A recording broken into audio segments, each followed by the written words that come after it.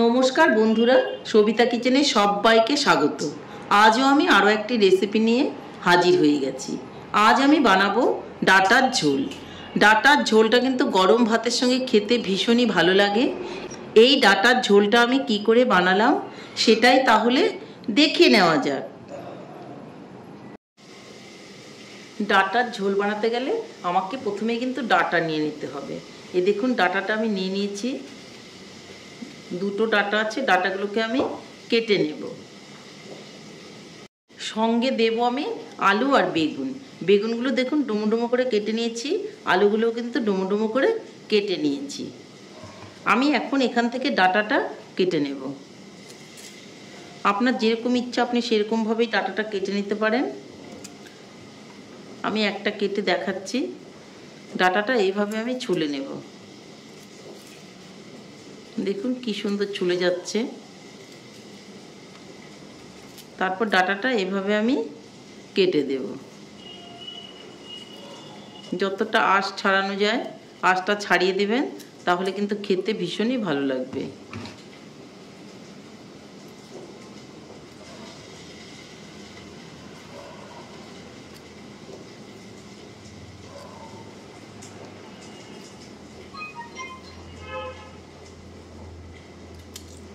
এইভাবে করে আমি সবগুলো ডাঁটাই কিন্তু ছুলে নেব, ছুলে কেটে নেব। এই দেখুন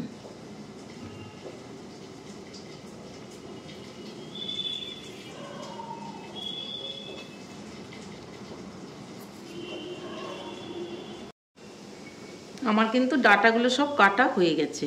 ডাঁটা, আলু, বেগুন একসঙ্গে আমি তাহলে খুব ভালো করে ধুয়ে নেব আর চলে যাব নেক্সট স্টেপে। এদিকে উনানে একটা কড়াই বসিয়ে দিয়েছি আর তাতে দিয়ে দিব আমি তেল। আমি কিন্তু সরষের তেলেই রান্নাটা করব।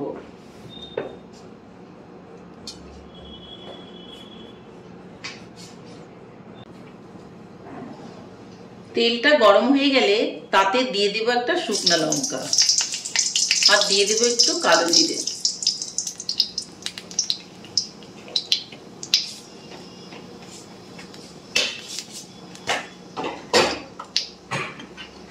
এর মধ্যে একটু হলুদ দিয়ে দেব। ডাঁটা, আলু, বেগুনটা আমি তুলে দেব।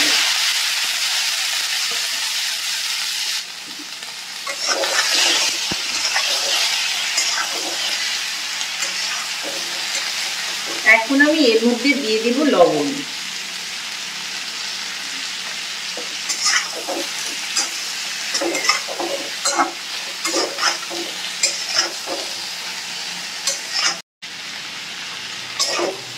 একটু নাড়াচাড়া করে ঢাকা দিয়ে আঁচটা কমিয়ে রেখে দেব। ঢাকনাটা তুলে দেব। আলু, বেগুন আর ডাঁটা আমার কষানো হয়ে গেছে। এর মধ্যে আমি এখন একটু জল দিয়ে দেব। জল দিয়ে আবারও ঢাকা দিয়ে রেখে দেব এগুলো সেদ্ধ হওয়ার জন্য। ডাঁটা, আলু, বেগুন সেদ্ধ হয়েছে কিনা দেখে নেব। সবকিছুই সেদ্ধ হয়ে গেছে। আমি লঙ্কাটা দিতে ভুলে গিয়েছিলাম, এখন আমি লঙ্কা দিয়ে দেব। এর মধ্যে আমি একটু ধনেপাতা কুচি দিয়ে দেব, তাতে খেতে ভীষণই ভালো লাগবে। একটু নেড়ে চেড়ে 2 মিনিটের জন্য ঢাকা দিয়ে রেখে দেব আর উনানটা অফ করে দেব। ফাইনালি আমার রেসিপিটা কিন্তু কমপ্লিট হয়ে গেছে। দেখুন আলু, বেগুন, ডাঁটা দিয়ে ঝোল। তাহলে আমার রান্নাটা রেডি হয়ে গেছে। বন্ধুরা, আমার রেসিপিটা কেমন লেগেছে? আমার রেসিপিটা যদি আপনাদের ভালো লাগে লাইক, শেয়ার, কমেন্ট করতে ভুলবেন না। আর আপনি যদি আমার চ্যানেলের নতুন বন্ধু হয়ে থাকেন তাহলে চ্যানেলটা সাবস্ক্রাইব করার অনুরোধ রইল। পাশে থাকা বেল আইকনটি প্রেস করে রাখুন আমার নিত্য নতুন রেসিপির আপডেট পেতে। তাহলে আর দেরি কেন, ঝটপট বানিয়ে ফেলুন এভাবে ডাঁটার ঝোল আর গরম ভাতের সঙ্গে খান, ভীষণই ভালো লাগবে। নমস্কার, ভালো থাকবেন, সুস্থ থাকবেন। আবার দেখা হবে আরও একটা রেসিপির সঙ্গে।